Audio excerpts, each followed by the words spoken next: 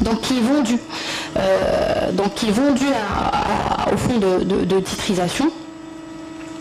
Donc il est vendu, donc l'actif il devient la propriété du fonds.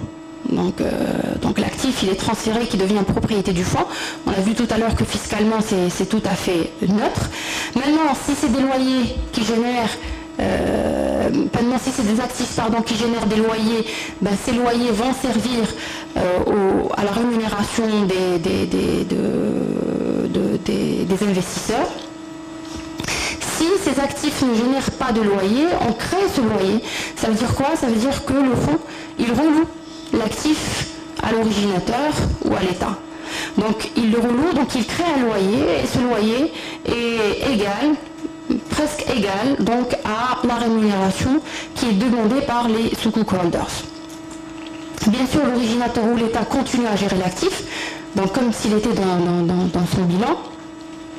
Et donc à la maturité du sukuk, donc il y a un rachat par l'originateur de l'actif. À travers quoi? C'est à travers une promesse irrévocable de rachat et une promesse irrévocable de vente. La promesse irrévocable de vente, elle est signée par le fonds de titrisation, et la promesse irrévocable de rachat, elle est signée par l'originateur, et tout ça, ça se passe le même jour où la cession a été faite et le même jour où le contrat de location a été signé. Donc l'originateur agit avec 4 casquettes. D'abord en tant que cédant de l'actif, donc il le cède, c'est sale and leaseback. Après il devient locataire de l'actif. Il gère l'actif. Quand on dit gérer, c'est tout ce qui est investissement, grosse réparation, assurance, etc. Donc tout ce qui est facility et property management. Et à la maturité de sukuk, après 5 ans ou 10 ans, donc l'originateur s'engage à racheter le bien qui a été cédé auparavant. Donc aujourd'hui, le sukuk ijara, c'est l'une des structures les plus répandues, d'ailleurs qui constitue quasiment la moitié des sukuk émis à l'international, et c'est une forme qui est très prisée par les investisseurs parce qu'elle est simple de par sa mise en place, et elle est très utilisée par les États.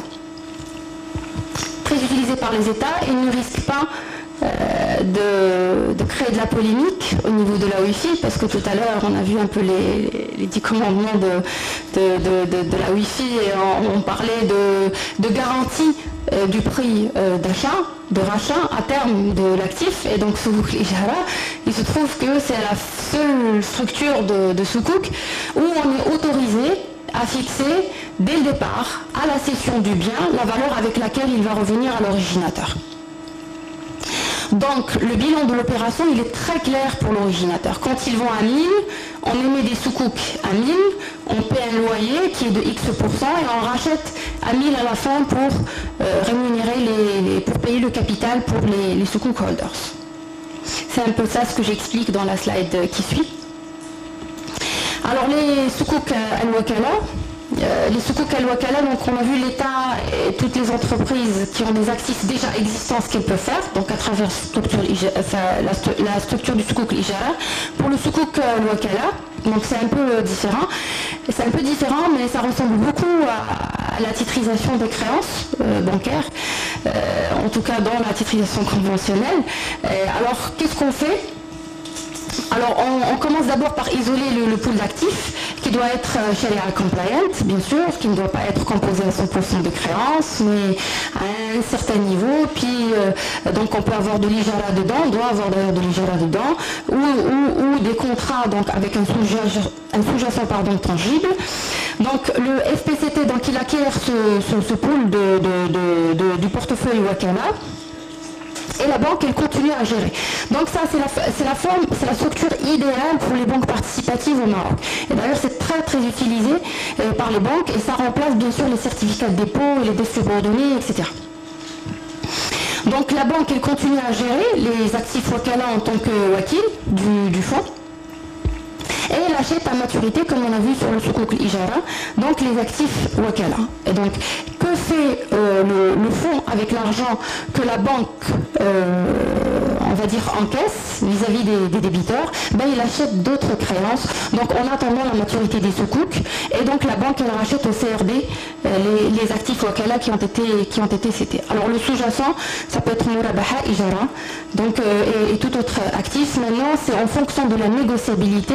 Tout à l'heure, le Maroc il a apporté une nuance par rapport à la négociabilité des soukouks, parce que c'est pas tous les soukouks ne sont pas négociables. Donc il y a certaines catégories de soukouks dont le sous-jacent final est une créance, ne sont pas admis en négociabilité, notamment les soukouks salam et les soukouks istisna.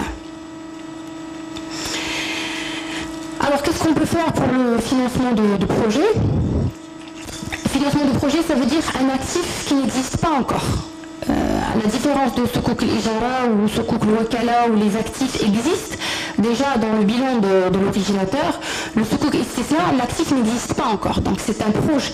Donc une société qui a un grand projet, par exemple d'infrastructure ou de développement, donc qui a besoin de financement. Donc là, c'est une alternative au financement de projet normal. Alors là, l'originateur, il agit d'abord en tant que contractant, puisque les actifs ne lui appartiennent pas encore, il doit les développer. Donc les actifs vont appartenir sur la maturité des soukouks au fonds, et donc indirectement aux soukouk holders. Donc il agit en tant que MOD, maître d'ouvrage délégué. Donc après, il agit en tant que locataire de ces actifs, en tant que débiteur, parce qu'il s'engage à racheter à la maturité des soukouks qui correspond généralement à la fin des travaux les actifs, et il agit en tant que mandataire, c'est-à-dire pour la gestion des actifs. Donc vous voyez, donc, dans les structures de soukouk, en fait le cordon ombilical n'est jamais coupé donc, entre l'originateur et le fonds de titrisation, le SPI, parce qu'un fonds un soukouk ou le fonds on peut le créer au Maroc comme on peut le créer ailleurs. Donc l'obligation de le créer au Maroc, au Maroc n'est pas une obligation. Mais nous on privilégie de créer des fonds au Maroc. Pourquoi? Parce que d'abord on n'a rien à envier aux autres places. Aujourd'hui on peut il y a une volonté donc, et ça s'est exprimé à travers toutes les dispositions fiscales et le cadre réglementaire. Donc aujourd'hui on offre la même sécurité aux investisseurs internationaux que des fonds qui sont créés par ailleurs. Bien sûr on n'est pas à un niveau incitatif suffisant. Parce qu'il y a une retenue à la source sur les revenus, mais bon, ça va arriver. Mais on pousse vers ça, et notamment dans le cadre de Casa Finance City, donc pour créer une plateforme régionale et le financier régional pour l'Afrique, sachant que des fonds de titrisation marocains peuvent acquérir également des actifs de droit étranger. C'est-à-dire qu'on peut utiliser les plateformes marocaines pour des émissions de soukouk ou des titres de toute autre nature pour financer des actifs marocains, mais également pour financer des actifs à l'international. Donc on peut créer un fonds au Maroc qui achète par exemple des actifs en Tunisie et qui émet au Moyen-Orient. Et donc, c'est tout à fait possible, et c'est rendu possible grâce aux amendements qui ont été apportés au texte légal et aux textes fiscaux. Donc voilà les trois structures. Donc on n'a malheureusement pas beaucoup de temps, mais on aurait pu développer les autres structures, mais ça c'est les structures stars, on va dire, parmi les structures stars qu'on peut utiliser. Donc tout à l'heure il y a une question qui a été posée au tout début, les soukouks, la maturité. Donc la maturité, il n'y a pas de maturité on va dire idoine pour les soukouks, ça dépend des besoins de l'originateur. On peut avoir des soukouks à 3 mois, comme on peut avoir des soukouks à 20 ans, donc, ou 25 ans. Donc tout dépend du besoin de l'originateur, et et les conditions dans lesquelles on émet le soukouk et on structure le soukouk. Parce qu'il n'y a pas non plus, c'est vrai, il y a la différence asset backed, mais il n'y a pas de soukouk aujourd'hui, de structure de soukouk modèle. Ça veut dire on pense à un financement de projet, on dit tiens c'est soukouk l'istisna. Non, pas forcément. Ça peut être soukouk istisna, ça peut être soukouk istisna et soukouk ijara, ça peut être un soukouk complètement hybride. Ça peut être un soukouk musharaka. Donc tout dépend des attentes de l'originateur et bien sûr des attentes des investisseurs en termes de structure. Donc voilà ce que j'avais à dire. Donc merci pour votre attention. Merci Madame Chafi pour cet exposé clair. Vous avez présenté l'évolution du cadre légal réglementaire marocain, notamment les principaux axes de développement, axes modifiés dans l'amendement de la loi 3306, que ce soit en termes d'actifs éligibles, d'émetteurs potentiels, de la possibilité d'émettre des sukuk à l'international en différentes devises, selon différents droits également applicables. Le rappel également des efforts en termes de fiscalité, notamment de la neutralité fiscale et des ajustements qui ont été opérés dans la loi de finances 2013. Et vous avez conclu par 3 exemples possibles pour des émissions de sukuk souverains ou corpo, notamment sukuk l'ijara, sukuk l'wakala ou sukuk l'istisna. Le débat est ouvert. On prendra 5 questions dans un premier temps. Je vous demanderai s'il vous plaît de vous présenter et de poser votre question de manière claire mais également très courte, ne pas disserter. Donc on veut des questions, si vous permettez, précises et à vous la parole.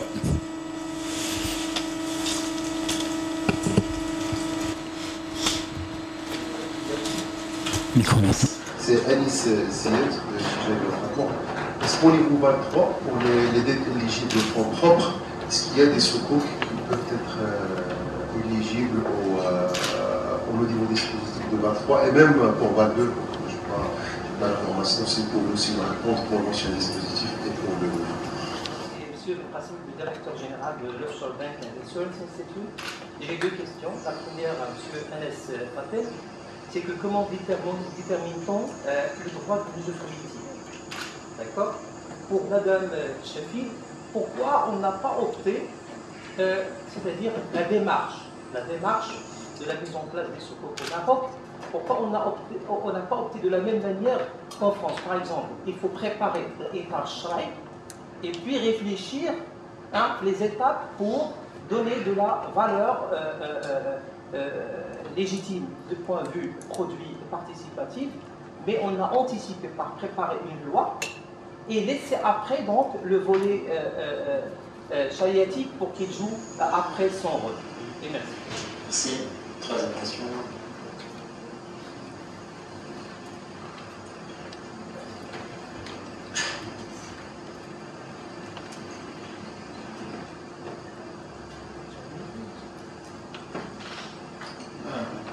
Oui, une question pour Mme Sheffield. Tout à l'heure, vous avez parlé de l'ensemble de lois qui sont, d'un ensemble de travaux qui sont déjà en préparation. Est-ce que vous avez une visibilité sur l'agenda? Quand est-ce qu'on aura des choses qui seront prêtes? Je parle d'émissions au niveau du Maroc pour des investisseurs marocains. Merci, s'il vous plaît. Il y a une question et ensuite on prendra la dernière question pour terminer. 5. Bonjour tout le monde. Mohamed Haytami, porteur d'un projet qui vient d'un nouveau projet en microfinance islamique. Je tiens à remercier les intervenants et spécialement Madame Shafil pour la clarté et la consistance de la présentation. Très sincèrement, je suis très satisfait de la présentation. Je reviens sur le sujet de refinancement des institutions financières. Si j'ai bien compris, peut-être ces institutions financières, elles feraient recours éventuellement au sukuk wakala. Alors, si j'ai bien compris, donc le recours à au sukuk wakala, il va se faire à travers avec de la murabaha sous-jacente, si j'ai bien compris. Donc, qui dit murabaha dit peut-être une créance. Ma question, en quoi c'est le fait de titriser entre guillemets une créance qui est murabaha, qui est inscrite au niveau du bilan de la banque comme étant une créance, elle serait sharia compliant. En quoi la titrisation ou bien le fait de recourir à une créance murabaha peut être conforme à la sharia? Merci. Merci. Une dernière question, cette série. Salam Koudani, gérant de fonds Irma Capital. J'ai une question, c'est demain je veux par exemple presser un titre sukuk, comment faire pour les titres obligataires classiques ou bien même les titres de titrisation, il y a en fait une courbe zéro coupon, il y a une courbe des taux secondaires, mais pour les titres sukuk, moi je ne sais pas comment faire. Merci. De la réponse. La première question de M. Anissiyette sur éventuellement la disposition dans BAL 2 ou BAL 3 sur les dettes qui sont éligibles. Alors, j'ai pas la réponse complète parce que je n'ai pas toute la maîtrise de BAL 2 et BAL 3, mais je sais qu'il y a des banques qui ont émis des sukuk Tier 1, donc qui sont rentrés dans le cadre du calcul des fonds propres réglementaires. Donc, c'est possible.